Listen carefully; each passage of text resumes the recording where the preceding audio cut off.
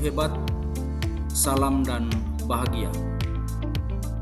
Saya Yohanes Jana, calon guru penggerak angkatan ke-11 Kabupaten Manggarai.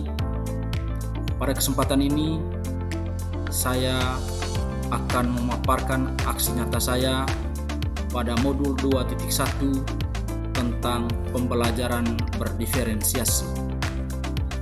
Memenuhi kebutuhan belajar murid melalui pembelajaran berdiferensiasi. Implementasi pembelajaran berdiferensiasi di kelas.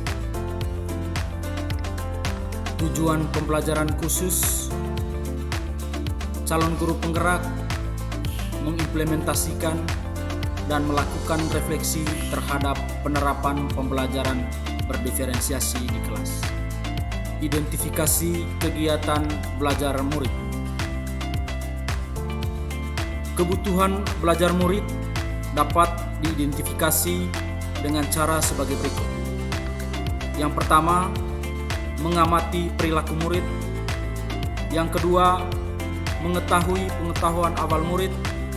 Yang ketiga, mereview dan melakukan refleksi terhadap praktik pengajaran. Yang keempat, berbicara dengan guru sebelumnya. Yang kelima, membaca rapor pendidikan di kelas sebelumnya.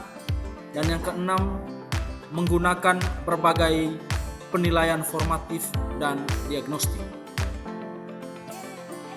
Identifikasi kebutuhan belajar murid.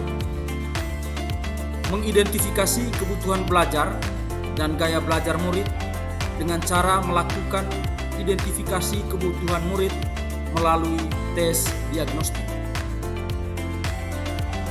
Hasil tes diagnostik. Untuk hasil tes diagnostik yang dilakukan pada kelas 9A SMP Negeri 4 Reog menunjukkan bahwa 60% siswa memiliki gaya belajar visual, 30% siswa memiliki gaya belajar auditori, dan 10%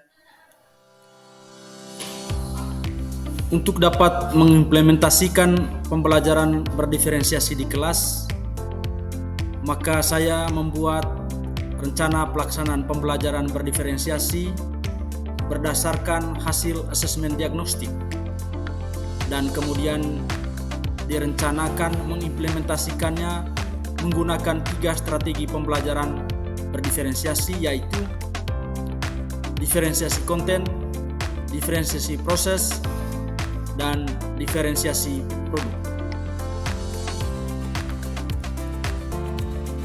Pelaksanaan pembelajaran berdiferensiasi.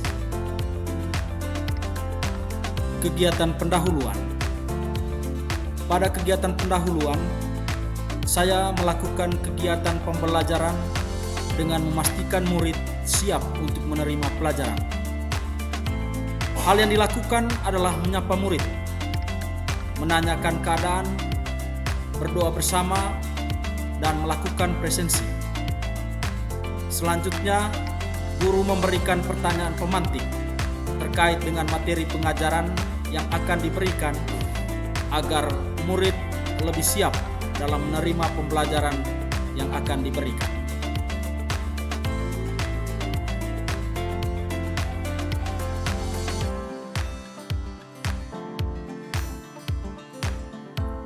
Kegiatan inti. Pada kegiatan inti, saya memberikan penjelasan terkait materi yang didiskusikan pada hari itu, yaitu tentang prosedur teks. Siswa dibagi ke dalam beberapa kelompok sesuai dengan gaya belajar mereka. Kemudian, guru menerapkan pembelajaran berdiferensiasi, yaitu dengan membedakan produk yang dihasilkan oleh masing-masing kelompok. Pada kegiatan inti selanjutnya, murid yang memiliki kemampuan visual dapat membuat video, gambar, kartu, ataupun prakarya visual dan menceritakannya. Bagi murid dengan kemampuan auditori, dapat mendemonstrasikan melalui bercerita. Sedangkan untuk kelompok kinestetik, dapat memilih untuk mendemonstrasikan dengan cara mereka sendiri tentang cara membuat teks prosedur. Ini beberapa foto dokumentasi ketika siswa mengikuti asesmen diagnostik.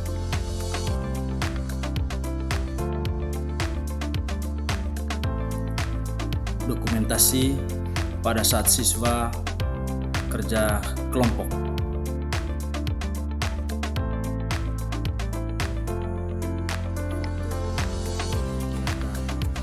Presentasi siswa.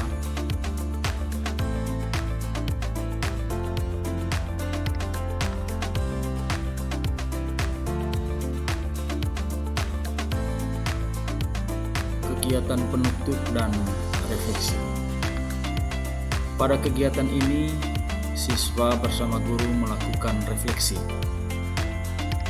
Pertanyaan berikut digunakan untuk memandu proses refleksi. Yang pertama, apakah bagian yang paling menarik dari pembelajaran hari ini? Mengapa?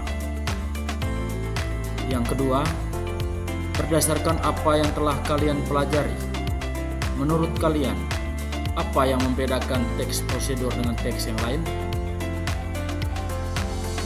Ketiga, menurutmu apakah penting mempelajari teks prosedur?